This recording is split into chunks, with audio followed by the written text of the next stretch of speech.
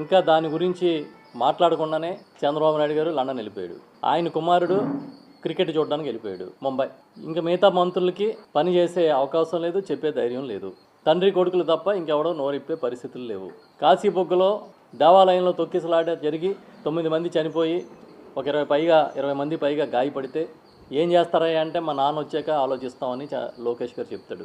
ఈ లేటెస్ట్ ఏంటంటే నా పొలం పోయింది, నా పొలంలో పంట పోయిందని రైతులే పేపర్లన్నీ పట్టుకెళ్ళి ఆ రైతు భరోసా కేంద్రంలోనూ సచివాలయంలో ఇవ్వాలంట. సాయంత్రంలోగా ఇవ్వకపోతే ఇంక నమోదు చేసుకోరంట. ఒకవేళ ఇప్పుడు నమోదు చేసుకుంటే ధాన్యం కొనరంట.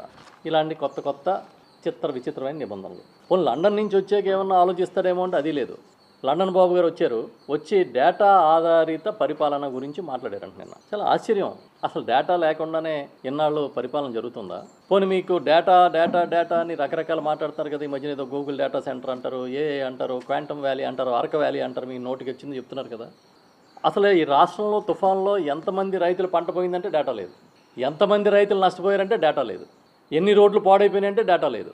అసలు మీరు వచ్చినప్పటి నుంచి 16 నెలల్లో మహిళల మీద ఎన్ని అత్యాచారాలు జరిగినాయి అంటే డేటా లేదు. ఎన్ని మటర్లు జరిగినాయి అంటే డేటా లేదు.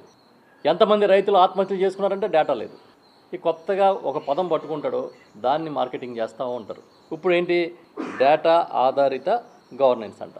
ఒక విషయం మాత్రం ఈ సందర్భంగా నేను చెప్తున్నా. స్థానిక స్వపరిపాలన, ప్రజల వద్దకు పాలన, ఇలాంటి ఒక విజన్కి, ఒక కళకి నిజమైన రూపం ఇచ్చింది ఎవరన్నా ఉంటే జగన్మోహన్ రెడ్డి గారు ముఖ్యమంత్రిగా ఉన్నప్పుడు మాత్రమే. పేపర్లో నిన్న టీవీలోను సచివాలయానికి పేరు మారుస్తున్నాము, విజన్ యూనిట్ అని పెడుతున్నాం అని చంద్రబాబు నాయుడు గారు చెప్పినట్టుగా. ఎస్, అది జగన్ విజన్ యూనిట్. ఈ దేశం మొత్తం గుర్తించిన జగన్ విజన్ యూనిట్ అది.